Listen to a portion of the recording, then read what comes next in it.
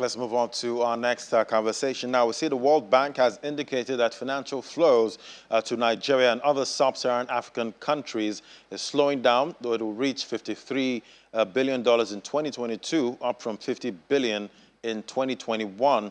The bank disclosed this in its Migration Development Brief 37, noting that the growth rate in sub-Saharan African remittances slowed to 5.2%, when compared to 16.4% growth recorded in 2021. Well, join us now is Matt Kindiger there, practice leader, Sub-Saharan Africa at Front of You. Join us via Zoom. Great to have you on the program. Hi, thanks for having me on the program today.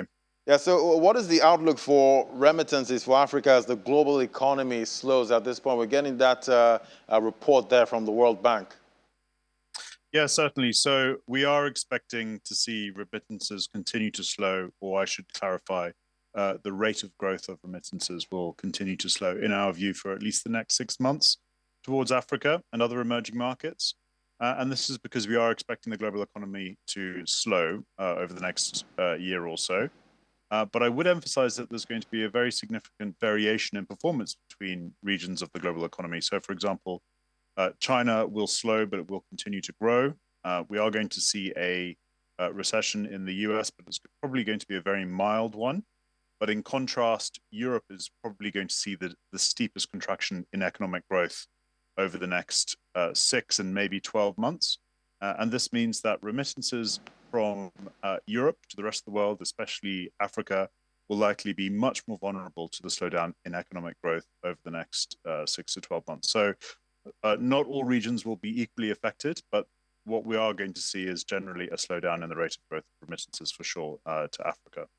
And obviously we see countries, like back here in Nigeria, not getting the revenue from oil receipts this time, and we definitely rely also on foreign remittances. So what happens to economies like Nigeria? Yeah, so in an economy like Nigeria, as you said, Nigeria is very reliant on oil for its forex revenues, its exports. What it will be doing will be compounding the problem of foreign currency shortages in Nigeria. So we all know that access to dollars, access to foreign currency in Nigeria is challenging at the moment, and this is mainly because of difficulties capitalizing on high oil prices as oil production is relatively stagnant in the country.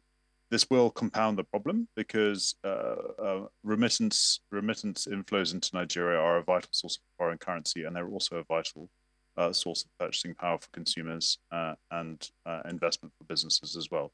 So we would expect to see, although it won't have a sharply negative effect on economic growth, it's likely to compound the problems of forex access challenges in markets like Nigeria. So how will consumers in Africa be affected by a slower remittance growth? So in short, it will be mildly negative, but I would emphasize that there will be differences over the course of 2023. So as the year progresses, we'll see different effects of remittances slowing down.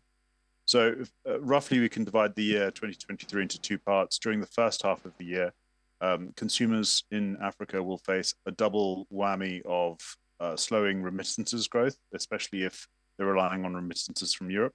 And this will coincide with a peak in inflation. So pretty much every African economy is expected to see inflation rates peak over the next 3 to 6 months. In some countries, they will remain in double digits for the first half of 2023. So this will severely curtail purchasing power amongst many consumers. But things will actually change quite markedly, in our view, in the second half of the year. And this is because we'll see a slowing of inflation pretty much across the board in almost every market. So this will support consumer purchasing power, and this will coincide with a gradual acceleration of the global economy. And this will, again, generate stronger remittances flows into Africa. So really, we would say the first half of the year will be a bit more difficult for consumers, and the second half of the year will be beginning to look a lot better. All right, so what will be the broader economic effects, with weaker remittances to Africa? Yeah, so, we touched on the issue of, an economy like Nigeria being affected by weaker remittances. So currencies will certainly be affected across Africa, in many countries, remittances are a very big source of foreign currency. Zimbabwe is another good example. Countries with very severe foreign currency shortages as well, like Ethiopia, will see a continued or an aggravation of this. And it does mean that business behavior, consumer behavior will change with weaker remittance inflows. We could also see a bit more pressure on governments to address social problems, issues around weaker purchasing power because of higher inflation. We have seen some protests across Africa over the last few months as the cost of fuel and food continues to rise.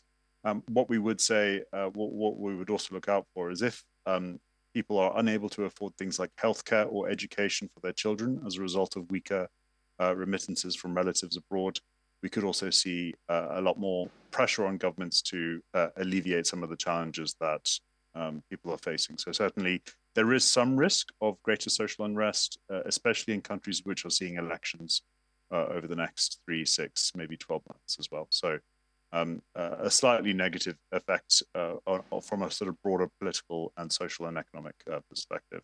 But how do you see this, impacting, rate hikes by central bankers in sub-Saharan Africa? Well, the effect would really be linked to how remittances or weaker remittances affect currencies. So in short, if we see remittances really having a negative effect on foreign currency reserves, putting downward pressure on currencies across the region, then you would see central banks actually, probably more likely to increase rates more aggressively than they would like to. We are seeing a number of central banks, including in South Africa. The South African Reserve Bank is quite aggressively raising interest rates, and if there were signs that much weaker remittances, much weaker foreign currency earnings from overseas was putting downward pressure on currencies, we would expect interest rate hikes and monetary policy tightening to accelerate over the next 6 to 12 months. And this would again have a negative effect on economic growth, government debt servicing costs, and investments in the region. So certainly there is a risk there. All right, so much to unpack there for sub-Saharan African remittances. Thank you so much. That was Matt Kindiger, practice leader at Front2View, joining us, and enjoy the weekend. Thank you, you too.